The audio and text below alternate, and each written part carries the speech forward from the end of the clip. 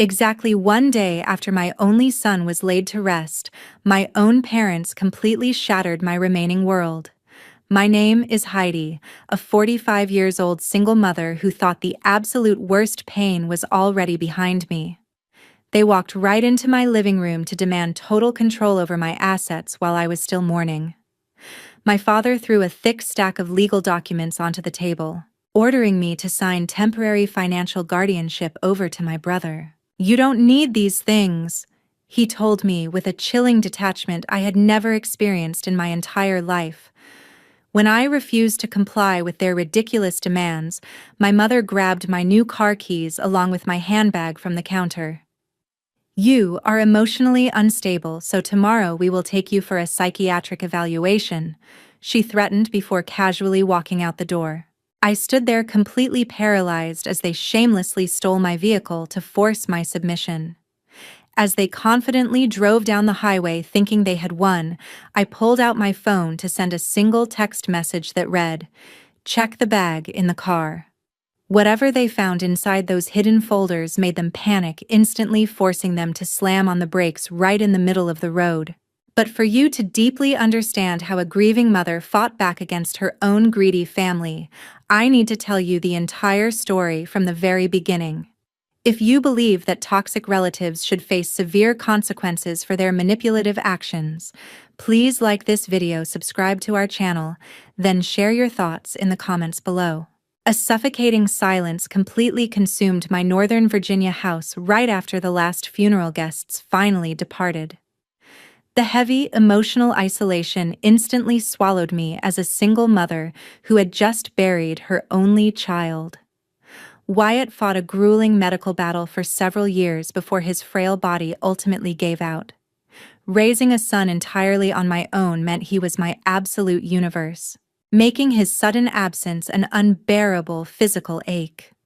The only genuine comfort I received during those incredibly dark hours came from my best friend Clara. She quietly stayed behind to help organize the kitchen, while making sure I had some food before respectfully leaving me alone with my profound grief. Once the house became completely empty, my mind kept replaying the deeply disturbing behavior my parents exhibited throughout the memorial service. My father and my mother showed absolutely no visible signs of sorrow while standing just a few feet away from their own grandson's casket. They did not offer me a single embrace, or even a few words of basic parental consolation to help ease my pain. Instead of mourning our shared tragedy, their calculating eyes constantly scanned the interior of my property to assess its overall market value. I caught them silently judging the expensive living room furniture while whispering about the potential worth of my hardwood dining set. Their underlying greed became sickeningly obvious when they deliberately abandoned the reception area just to inspect the exterior of my property. Their attention eventually fixated entirely on the brand-new silver sedan parked proudly in my front driveway. They circled the vehicle multiple times while examining the leather seats through the tinted windows with undisguised financial interest. That specific car was never intended to be a luxury purchase for my own personal convenience. I spent countless hours working exhausting overtime shifts just to save enough money to surprise Wyatt. The vehicle was supposed to be his graduation gift to ensure he had reliable transportation for his upcoming college commute. The dealership delivered it with a giant red bow just a few weeks before his health took a rapid turn for the worse. Seeing my parents evaluate my dead son's unfulfilled future like a cheap dealership commodity made my stomach turn in absolute disgust. I spent that entire sleepless night sitting on the sofa while staring blankly at the medical equipment still occupying the corner of the room. My parents never bothered to visit Wyatt during his lengthy hospital stays or offer any financial assistance when the medical bills threatened to bankrupt me. They intentionally maintained a massive emotional distance from us throughout my entire journey as a struggling single parent. Knowing they only showed up to his funeral to take inventory of my personal belongings shattered whatever lingering illusion I had about our family bond. I realized then that my parents viewed my devastating loss merely as a convenient financial opportunity. They always believed I was fundamentally incapable of managing my own life successfully without a husband to guide my decisions. My financial independence silently threatened their outdated worldview, making them eager to find any excuse to assert dominance over my assets. The chilling way they stared at my house keys resting on the kitchen counter during the reception felt like a blatant warning of their true intentions. I should have immediately locked all the doors to prevent them from returning the next morning. My entire body felt incredibly heavy from crying for several days straight, making it impossible for me to process their manipulative tactics clearly. However, the suffocating grief severely clouded my rational judgment, while leaving me completely vulnerable to the ruthless predatory scheme my parents were actively plotting behind my back. Early the next morning, the sudden sound of the front door forcefully opening completely shattered the heavy silence of my house. My parents walked straight into my living room without bothering to knock or announce their arrival. They completely ignored my obvious physical exhaustion and mental depletion from burying my only child just yesterday. I was still sitting in the exact same spot on the sofa wearing my rumpled clothes from the funeral reception. My father stood towering over me with a deeply calculating expression, while my mother began casually inspecting the kitchen countertops. They did not ask how I was coping or offer any shred of emotional support during my most vulnerable moment. My father pulled a thick stack of formal documents from his jacket pocket before slamming them aggressively onto my glass coffee table. He pointed a demanding finger at the signature lines while explaining his outrageous intentions with absolute coldness. Sign this power of attorney. You are emotionally unstable and need Gary to help manage your finances. Nee, he ordered without a single hint of empathy. He actually expected me to legally surrender all my hard-earned assets to my terribly lazy brother, who still lived rent-free in their basement. The sheer audacity of trying to exploit my grief to secure a financial future for their golden child demonstrated their true priorities. They wanted to use the tragedy of losing Wyatt to establish a temporary financial guardianship that would immediately give Gary total authority over my bank accounts and my property investments. When I simply stared at the legal documents without reaching for a pen, my mother aggressively stepped forward to escalate their ruthless intimidation tactics. If you disobey, I will file a petition for conservatorship and take you for a psychiatric evaluation immediately, she threatened while glaring directly into my eyes. They clearly researched exactly how to manipulate the legal system by weaponizing a grieving mother's trauma to strip away her fundamental civil liberties. This was a highly coordinated legal ambush designed to paint me as a hysterical woman incapable of making rational decisions about my own estate. My mother explicitly detailed how a court-ordered conservatorship would permanently strip away my rights to make independent medical choices or manage my personal finances without their direct approval. She then marched directly toward the wooden entryway console where I always kept my personal belongings organized. She snatched the keys to the brand-new silver sedan with a sickening sense of familial entitlement. She loudly proclaimed that my current emotional state made me a massive danger on the road, and insisted they needed to confiscate the vehicle for my own personal safety. They were shamelessly using my tragic loss as a convenient excuse to steal the expensive car I had purchased specifically for Wyatt to commute to college. The reality was, they just wanted a free luxury vehicle for themselves, while actively plotting to steal my entire livelihood right from under my nose. Instead of screaming or fighting back like they clearly expected me to do, I remained seated with an emotionally dead expression firmly fixed on my face.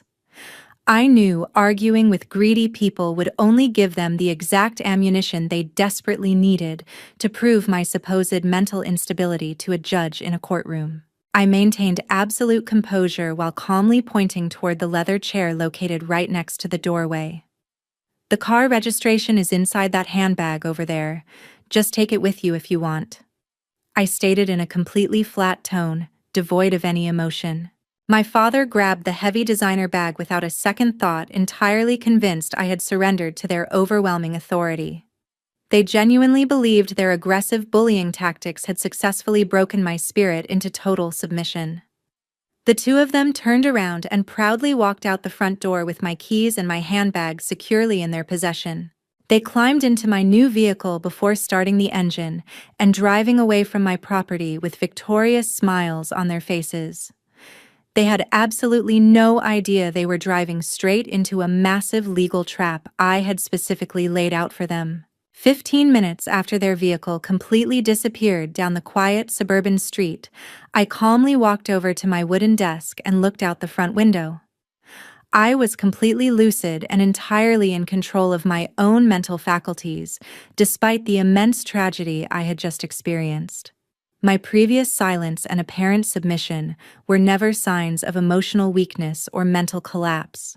Deliberately instructing them to take my handbag containing the vehicle registration was actually a carefully calculated defense strategy I had planned thoroughly.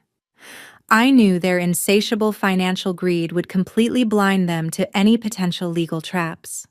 That painful history taught me to always anticipate their manipulative financial schemes during my most vulnerable moments in life. I had proactively scheduled several confidential meetings with my lawyer Preston a few weeks before Wyatt tragically passed away. My son's rapidly declining medical condition forced me to confront the terrifying reality of what my parents might attempt to do once I was left entirely alone. Preston helped me draft impenetrable legal documents designed specifically to protect my independence from my predatory relatives. He understood exactly how ruthless family members could become when a valuable estate was left seemingly unprotected by a grieving single parent. I vividly remembered his serious expression during our final consultation in his downtown office before the funeral. "Protecting your assets from your own family is absolutely necessary right now," he warned me while sliding a thick manila folder across his polished desk. That exact manila folder was securely hidden inside the heavy designer handbag my parents had just eagerly stolen from my house. The first crucial weapon concealed within those documents was a comprehensive psychological evaluation conducted by a highly respected psychiatric specialist. The official medical certificate explicitly declared that I possessed perfect mental health and total cognitive clarity to manage my own affairs. This certified document completely annihilated their malicious threat to file a guardianship petition based on my supposed emotional instability. No judge in the country would ever grant them a conservatorship over my finances when a board-certified doctor had already legally validated my absolute sanity. Their entire plot to legally declare me incompetent was effectively dead on arrival before it even began. The second defensive weapon tucked inside that hidden folder was significantly more aggressive and carried immediate criminal consequences for both of them. Preston had helped me prepare an official police report detailing a formal criminal accusation of grand theft auto. The criminal complaint was completely filled out with my parents' full legal names and their exact residential address in Northern Virginia. It explicitly stated they were operating my brand new silver sedan without my authorized permission or written consent. Because I was the sole registered owner of the expensive vehicle, driving it away without my signature constituted a severe felony offense. The paperwork was legally binding and ready to be filed with the local law enforcement authorities the very moment I decided to make the phone call. I did not shed a single tear while standing alone in my quiet living room because my previous morning had successfully transformed into cold determination. I slowly picked up my cell phone from the desk and opened the messaging application to find my mother's contact information. I did not write a lengthy, emotional paragraph explaining my feelings or demanding they return my stolen property immediately. I simply typed a single sentence that would officially reverse this cruel game they decided to play against a grieving mother. "Check the bag in the car," I texted before pressing the send button and placing the device back onto the wooden surface. I knew those exact words would detonate their arrogant delusions of victory within a matter of minutes. Exactly half an hour later, the dark screen of my cell phone began lighting up repeatedly with a massive flood of incoming notifications. I chose a path of absolute silence while sitting comfortably at my kitchen table to slowly sip a glass of cold water. I simply watched the caller identification flash my mother's name repeatedly while allowing the device to ring continuously until it reached my automated voicemail system without ever attempting to answer their frantic calls. My previous vulnerability was completely gone because I felt absolutely no obligation to ease their sudden anxiety after they had so ruthlessly attempted to exploit my devastating grief to steal my property. The severe escalation of their internal panic became glaringly obvious through the rapid succession of text messages appearing on my digital screen. Their initial communication started with the exact same arrogant hostility they had confidently displayed in my living room just a short time ago. "What is this garbage you sent? Answer the phone immediately." My father texted in a desperate attempt to maintain his crumbling parental authority over a fully independent adult woman.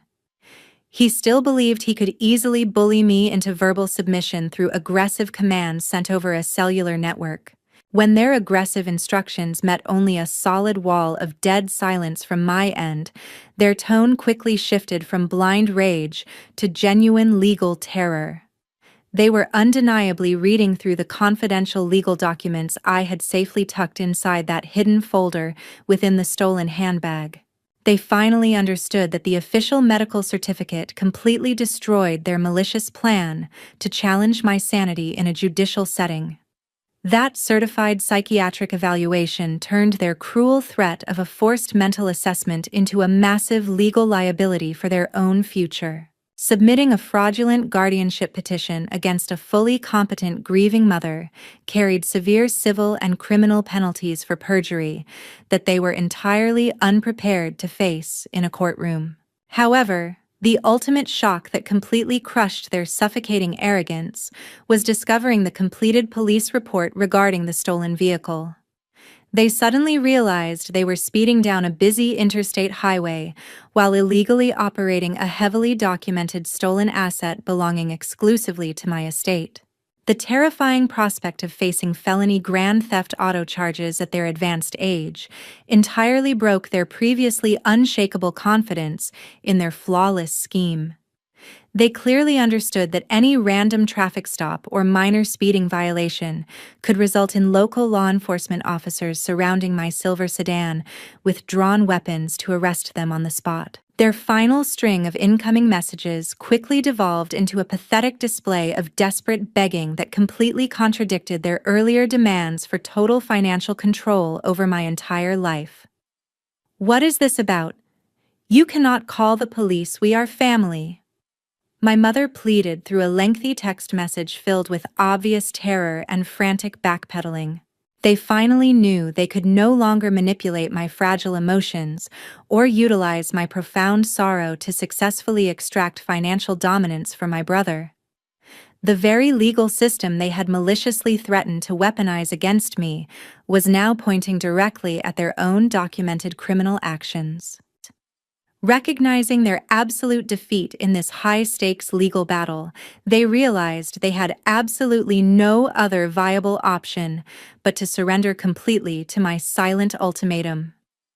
"Please do not file the report, we are turning the car around right now," my father finally conceded in his last message of the morning. I placed my empty glass into the kitchen sink and calmly walked toward the front entryway to patiently await their highly humiliating return to my private property.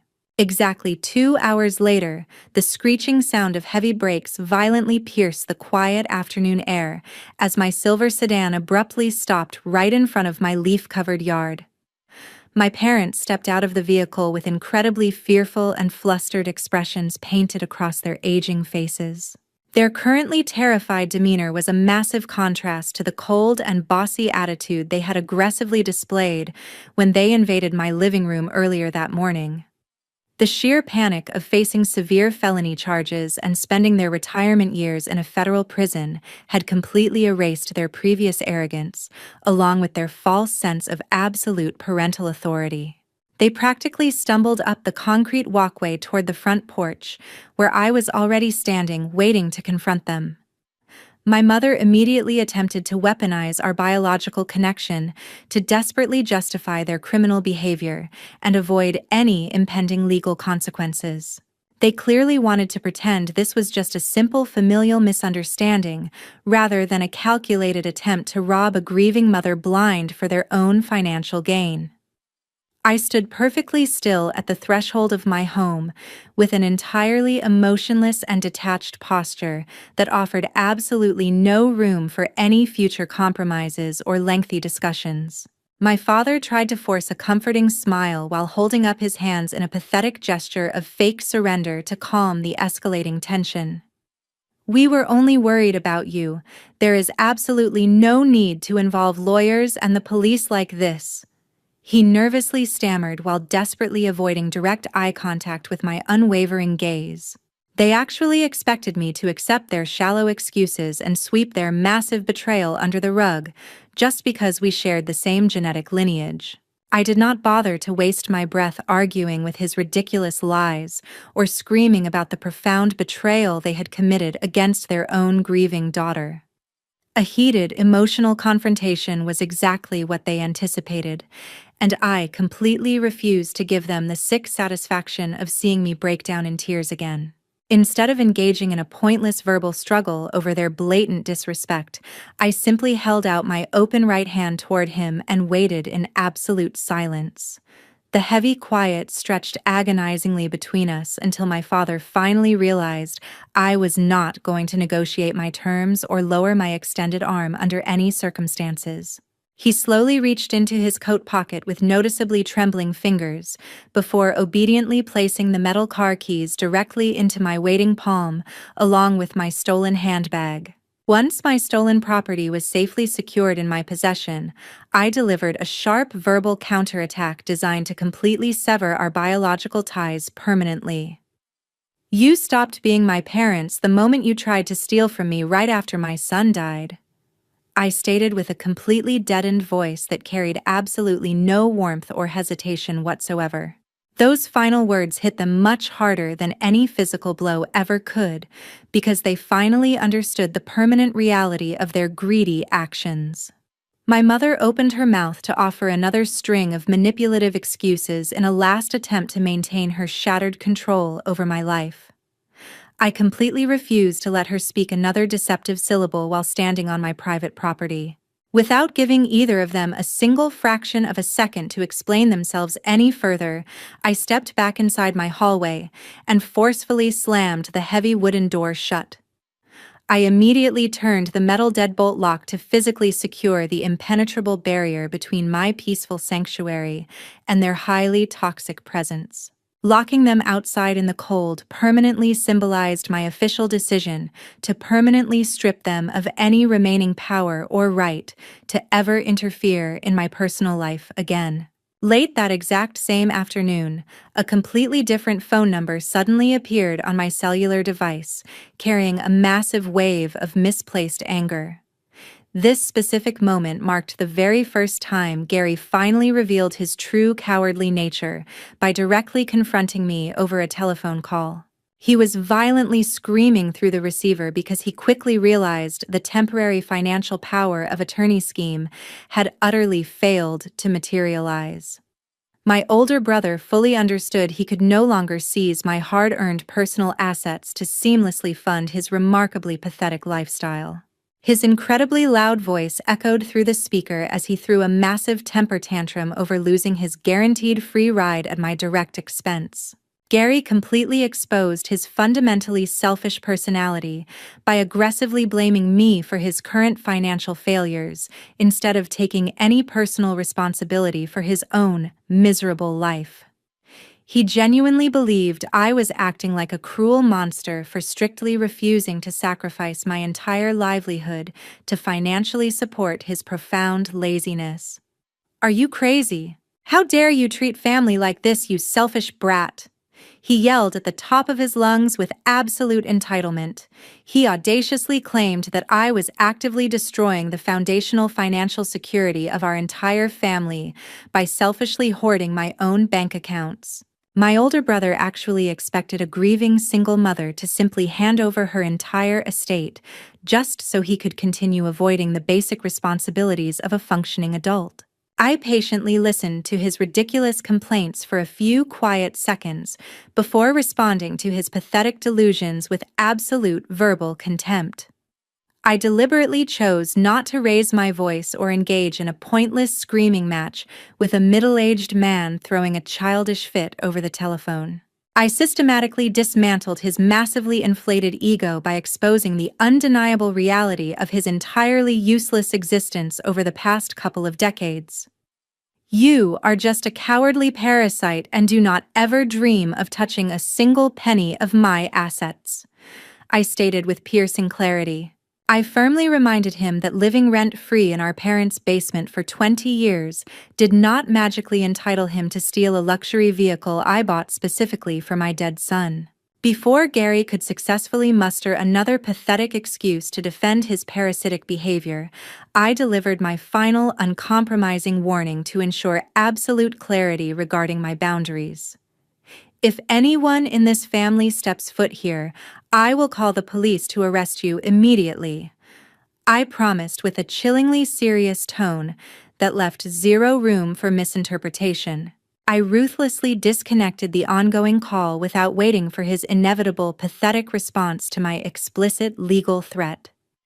I immediately navigated through my cellular settings to permanently block Gary alongside both of my parents from ever contacting my personal device again. This decisive digital action officially established an absolute defensive boundary against the highly toxic individuals who desperately tried to exploit my recent tragedy for their own financial gain. To properly guarantee my ongoing physical safety moving forward, I directly contacted the local police precinct to establish a formal legal record of their recent aggressive actions. I provided the attending dispatch officer with a highly detailed chronological account of the morning incident regarding the stolen vehicle, along with their subsequent intimidation attempts. I explicitly requested comprehensive instructions on the formal judicial procedures required to obtain an official restraining order against my immediate biological relatives. The police officer formally documented my detailed report, while thoroughly explaining the necessary legal steps to ensure my private property remained strictly off-limits to my predatory family members. Taking this highly proactive legal measure effectively solidified my total independence while completely neutralizing any future threats they might attempt to execute against my vulnerable estate. Right around sunset the very next day, I finally started the powerful engine of my new silver sedan and slowly drove away from my quiet suburban neighborhood. I guided the expensive vehicle steadily along a nearly deserted stretch of the interstate highway, while consciously allowing my physically exhausted body to completely relax against the premium leather seat. I experienced a profound sense of genuine peace washing over my entire soul for the very first time since Wyatt tragically passed away earlier that week. The suffocating pressure that had tightly gripped my chest for several agonizing days finally began to dissipate into the cool evening atmosphere as the miles rolled by. Escaping the heavy silence of my empty house allowed my mind to finally process the incredible magnitude of everything that had recently transpired. I no longer felt the overwhelming urge to constantly look over my shoulder in fear of another unexpected family ambush. Watching the passing landscape blur rapidly outside my tinted window helped me fully comprehend the massive emotional shift that had officially occurred within my personal life. I suddenly realized I was absolutely no longer chained to the highly toxic obligations of my biological lineage or subjected to the cruel psychological manipulation of my own parents.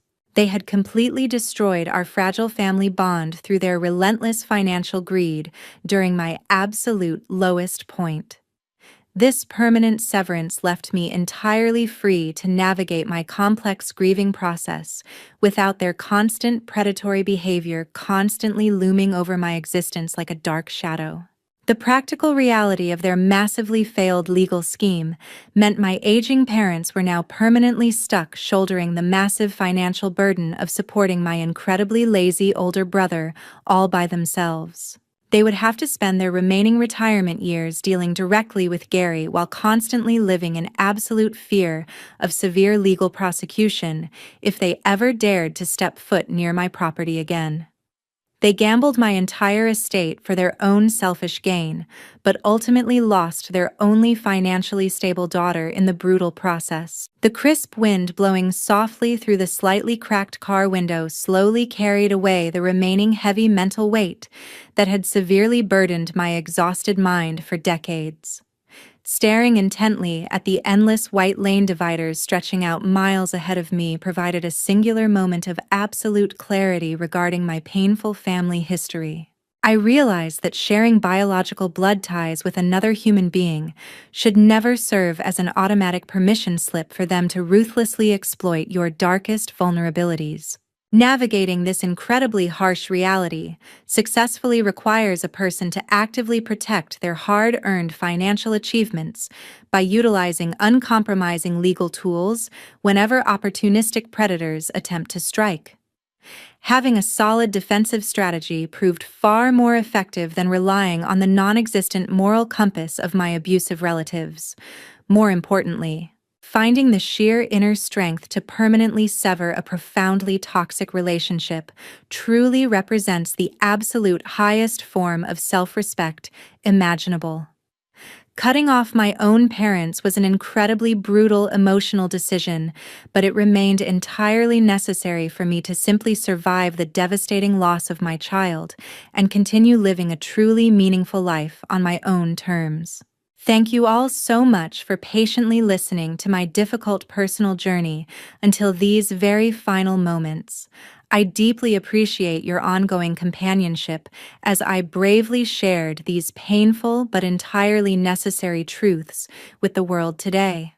Please leave a detailed comment below to share your own personal thoughts regarding the establishment of strict family boundaries.